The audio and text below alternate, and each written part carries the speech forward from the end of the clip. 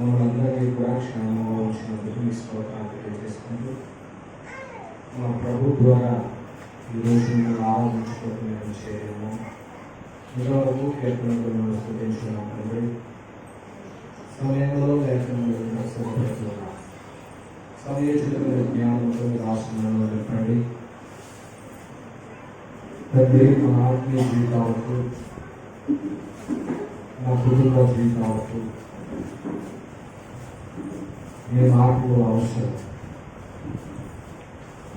అత్యవసరం. వాటి ఎందుకు శ్రద్ధ కలిగి వీరి హృదయంలో భద్రపరుచుకుని గై కొంచెం మిమ్మల్ని కనపరుస్తూ మీ దేవుని పొందే అర్హత ప్రతి ఒక్కరు సంపాదించుకుంటాడు కూడా చూపించి వచ్చిన బిడ్డలను మీరు జ్ఞాపకం చేసుకుంటారు. ఆరాధన కార్యక్రమం అంతే కూడా మీ మహిమాత్మగా జరిగించుకోవాలి. మమ్మల్ని తగ్గించుకుంటూ మీ నామం హెచ్చిస్తూ బలహీనటువంటి వారి క్షేమం దయచేయమని మా ప్రభువైన యేసుక్రీస్తు వారి గారికి ప్రార్థన చేస్తున్నాము తండ్రి. ఆమేన్.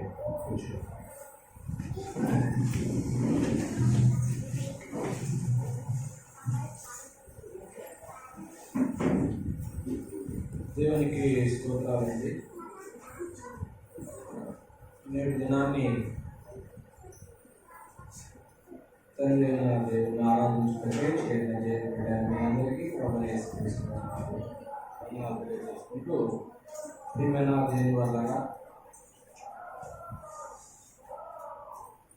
ఈ సమయంలో దేవుని యొక్క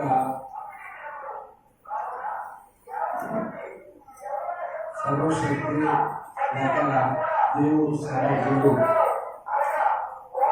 సమస్తము చేయగలడు అనేటువంటి మాటని దేవుడు సమర్థుడు, సమస్తము చేయగలడు. దేవుడు సమర్థుడు. 4 లైన్స్ మనం ఎవరినైతే దేవుడుగా మనం కలిగి ఉన్నామో ఆ తండ్రి సమస్తము కూడా చేయడానికి దేవుడు సమస్తాన్ని సృష్టించిన వాడు కనుక, నరుడితో సహా సృష్టించిన వాడు కనుక సృష్టిని కాపాడగలరు. సృష్టిని ఏదైనా చేయాలి, అదొకటే కాదు. ఈ ఆయుధ నేల మీద మాత్రమే కాదు, సమస్తము ఆయన యొక్క స్వాధీనములో ఉన్నది కనుక ఆయన సమర్థం. అప్పుడు కొంత వ్యక్తుల్ని ఆయన దేనికైనా సమర్థనంగా ఆయన కొన్నింటికే పరిమితం. ఒక ఓదో ఒక దాంట్లో కానీ దేవుడు సమస్తం చేయాలి. అందులో మొట్టమొదటి మనం ఆలోచన చేస్తే దానియేలు గ్రంథము 3వ అధ్యాయం. దానియేలు గ్రంథము 3వ అధ్యాయము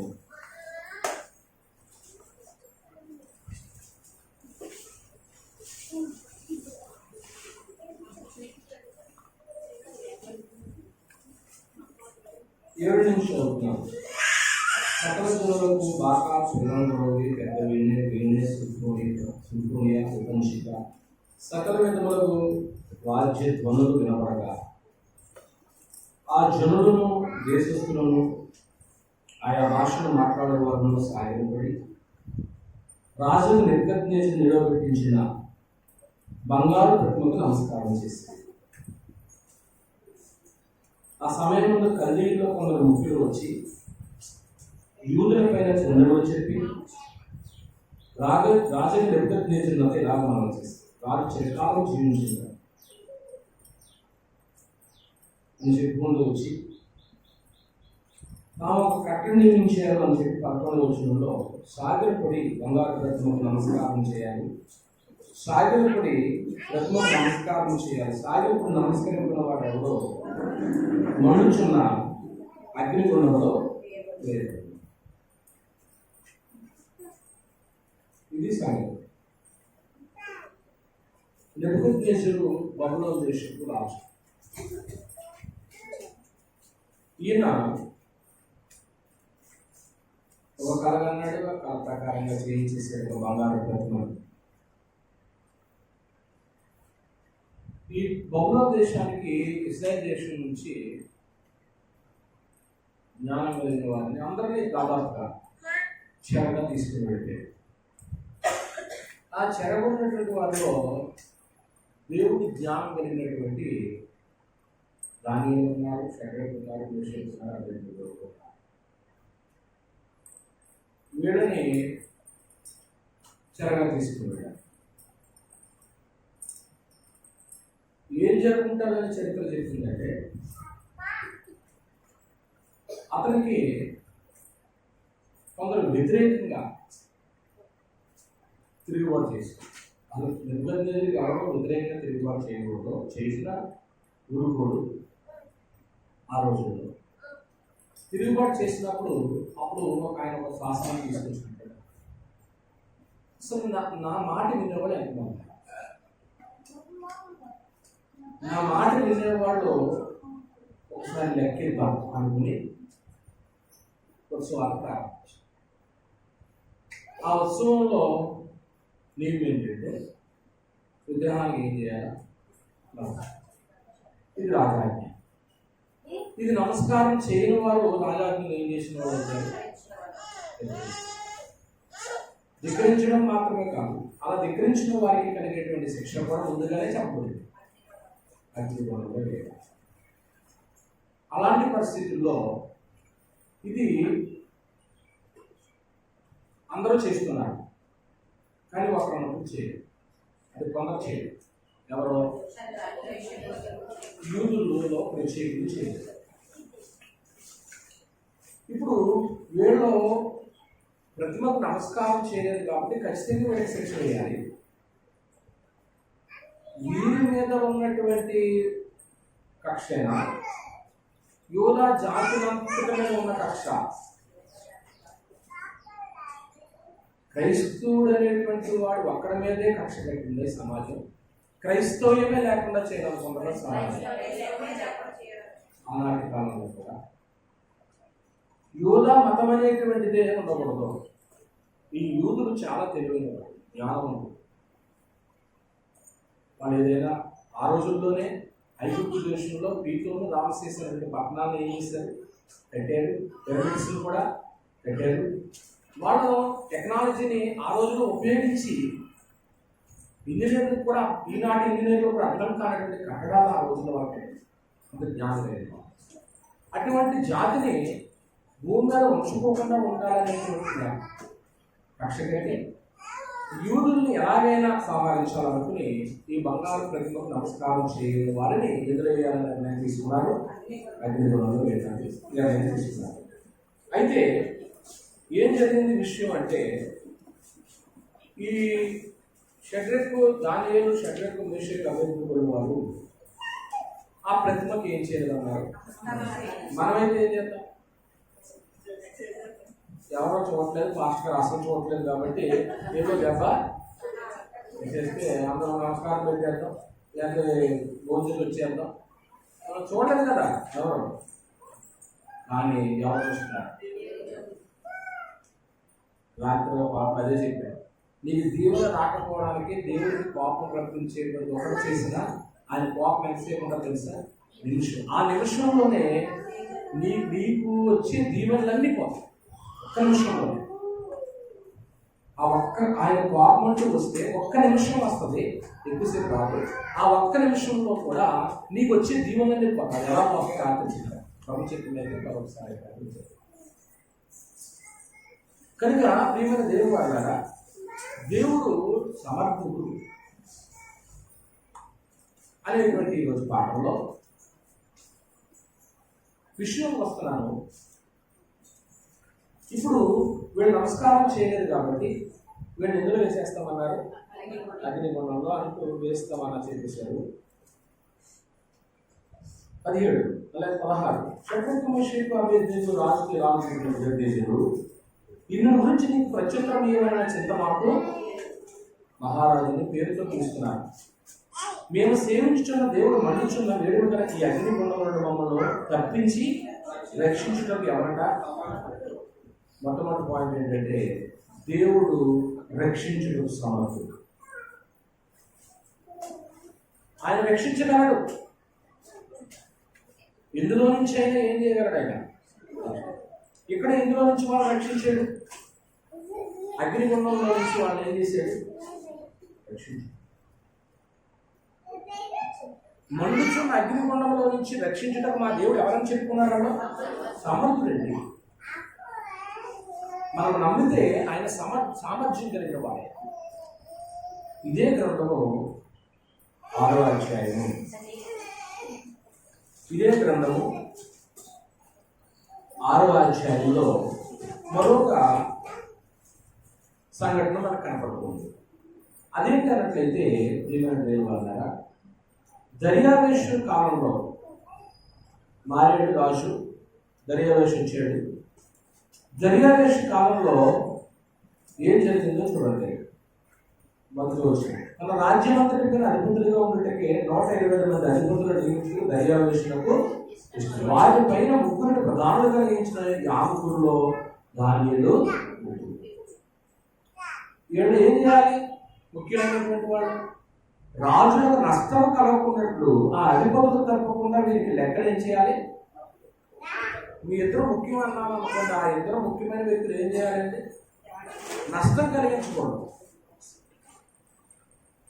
సంఘానికి నష్టం కలిగించకూడదు, కుటుంబానికి నష్టం కలిగించకూడదు. ఈ దానియేలు అతి శ్రేష్టమైన బుద్ధి గలవాడే అని చెప్పబడింది. అయితే ఇక్కడ సంగతి ఏంటంటే 30 రోజులు, ఎన్ని రోజులంట? 30 రోజులు 7వ వచనంలో 30 దినాల్లో ఏ దేవుని యొద్దనో మానవులను ఎవరు ఏ మానవీయు చేయడు. ఎవడైనా చేసిన వాడు ఎదురు పడతాడు, సింహముల గుహలో పడదు. అది కఠినమైంది, ఇది కఠినమైంది. అక్కడ ప్రతిమకు నమస్కారం చేయాలి, ఇక్కడ రాజుకు నమస్కారం చేయాలి. అక్కడేమో ప్రతిమకు నమస్కారం చేయని వారిని అగ్నిగుండము, ఇక్కడ రాజు మాట ధిక్కరించిన వారు ఎవరో పడతారన్నాడు, సింహముల గుహలో.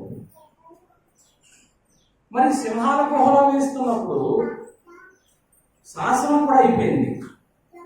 శాసనం అయిపోయిన తర్వాత 9వ వచనంలో మాట్లాడుకుంటుంది. కాగా రాజులు దర్యావేషు శాసనం రాయించి సంతకం చేసేసారు. ఇట్టి శాసనం సంతకం చేయడం దానిలో తెలుసుకున్న అతను తన ఇంటికి వెళ్ళి,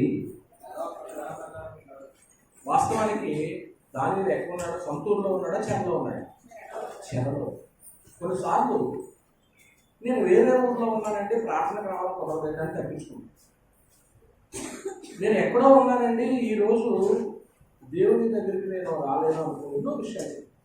కానీ ఎక్కడ ఉన్నప్పటికీ కూడా దానియేలు బబులోను దేశంలో ఉన్నా తాను ఏది మానలేదండి? ప్రార్థన. యథాప్రకారం ఏం చేసిన చూడండి. అనుదినము ముమ్మారు మాట్లాడుని తన ఇంటి పైన కిటికీలు యెరూషలేము తట్టులకు తెరవబడి ఉండగా తన దేవునికి ఏం చేసి వచ్చాడు? యెరూషలేము వైపుకి ఎందుకు తిరిగాడంటే అది మనందరికీ తెలిసింది. యెరూషలేములో ఏముంది? సొలొమోను కట్టించిన దేవాలయం. అసలు దేవాలయము స్వర్ణదేవాలయం, బంగారంతో కట్టాడు.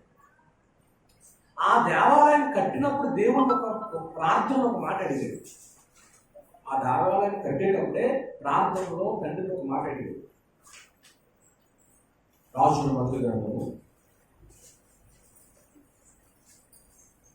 8వ అధ్యాయము, రాజుల మొదటి గ్రంథము 8వ అధ్యాయము.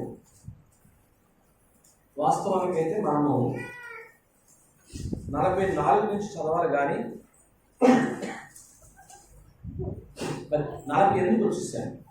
తమను చెరగా కొనిపోయిన వారి యొక్క దేశములో పూర్ణ హృదయంతో పూర్ణాత్మతో వారిని తిరిగి నీ వారి పితరులకు దయచేసిన దేశము తట్టును నీవు కోరుకున్న పట్టణం తొట్టును నీ నామకరణతను కట్టించిన ఈ మందిరం తొట్టును నీవు వచ్చి ప్రార్థన చేసిన ఎడల ఆకాశములు నీ నివాస స్థలములను నీవు వారి ప్రార్థన విన్నపములను విని కార్యం ఏం చేస్తావు నువ్వు?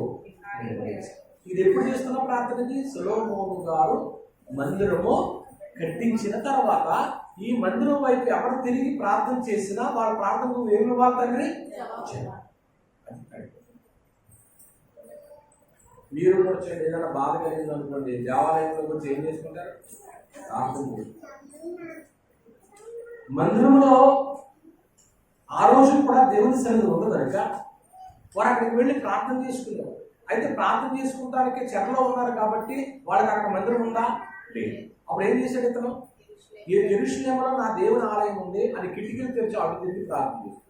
ఆ రోజు సొలొమోను చేసిన ప్రార్థన పితరులకు అలా వెళ్ళిపోతుంది. చూడండి, ఈవేళ నువ్వు చేసే భక్తి రాబోయే తరానికి వెళ్ళిపోతుంది, అలాగా ఫార్వర్డ్ అయిపోతుంది. ఈవేళ నీవు నేను చేయలేదనుకోండి భక్తి, రేపు పొద్దున మన పిల్లలు కూడా ఫార్వర్డ్ అవ్వదు. రాదు నెక్స్ట్ జనరేషన్. అంటే ఎంత గురుతరమైనటువంటి బాధ్యత మన మీద దేవుడు పెట్టాడు అనేటువంటిది కూడా అర్థమవుతుంది. తండ్రి ఏడు చేయడం కుమారుడు చూచునో దాన్ని చేయాలి. అందుకే దేవుడు చెప్తూ ఇశ్రాయేలుకి, నీ అంటే కూర్చున్నప్పుడు, లేచినప్పుడు, నడుచున్నప్పుడు నీ దేవుడిని యెహోవాను గురించి మాట్లాడమన్నాడు, అభ్యసింప చేయమన్నాడు. కానీ ప్రియమైన దేవుడు వాళ్ళ ఇప్పుడు సింహంలో వేసేసిన తర్వాత సింహాలు అతన్ని ఏమైనా హాని చేసినాయా? ఎవరు తెలిసిన అంటే అక్కడ దానియేలు దేవుడు ఏం చేశాడండి? రక్షించాడు. అది మొట్టమొదటి సంగతి ఏంటంటే దేవుడు రక్షించగలడు అనే సంగతి. రెండో సంగతి ఏంటంటే మత్తయి సువార్త 10వ అధ్యాయం. మత్తయి రాసిన సువార్త 10వ అధ్యాయము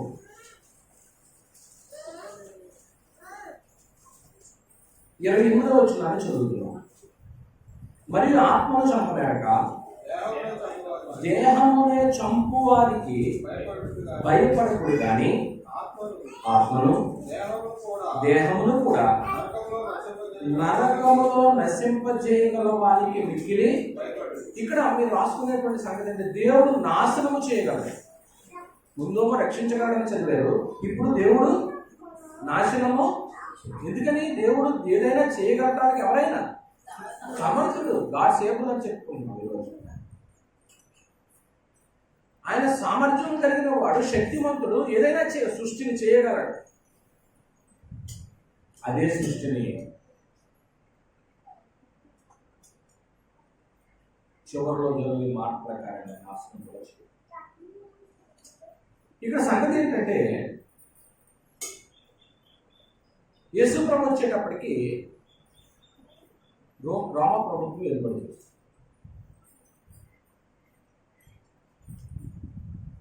రోమీలకి వెళ్ళాలి ఖచ్చితంగా. భర్త వెళ్తున్నాడు అనుకోండి, అప్పుడైతే ఏదో నడిచేది వదిలేండి. అందరూ కూడా చూడండి, కొత్త జట్లు వస్తున్నారండి, అందరూ రోడ్డు ఇంట్లో నుంచి ఏం చేసేవారు చూసేవారు. ఇక్కడ నుంచి మీరు సెంటర్కి వెళ్ళే లోపల ఎంతమంది వస్తారా? చూసిన వారందరూ ఏమంటే వస్తారు సార్, జంట చూడ. నిన్న ఒక జంట వచ్చారు మీటింగ్కి. అబ్బా మంచి కోడలు ఎత్తుకోమంటున్నారు అందరూ కూడా. అత్తగారు కూడా ఉన్నారు కదా. ఎంత చూడముచ్చటగా ఉంటుందండి. మీరు అందరూ బైబిల్ పట్టుకుని ఈవేళ కొన్ని ప్రదేశాల్లో అందరూ కూడా ఒక యూనిఫామ్ వేసుకెళ్తారు, అవునా? యూనిఫామ్. ఆ యూనిఫామ్ చూసి అందరూ ఏమనుకుంటున్నారంటే వాళ్ళని పరిశుద్ధులు అనుకుంటున్నారంట. అది కొత్త నిబంధనకి విరుద్ధమైనటువంటి. రైట్. మీ చేతిలో పరిశుద్ధ గ్రంథం ఉండి మనందరం కూడా పాట పాడుకుంటూ సువార్త చేస్తున్నాం అనుకోండి, వీళ్ళందరూ ఏ స్వభావం అంటారు? చూడముచ్చటగా ఉన్నారు అంటారు. ఇప్పుడు చూడముచ్చటగా ఉన్నటువంటి ఆ జంట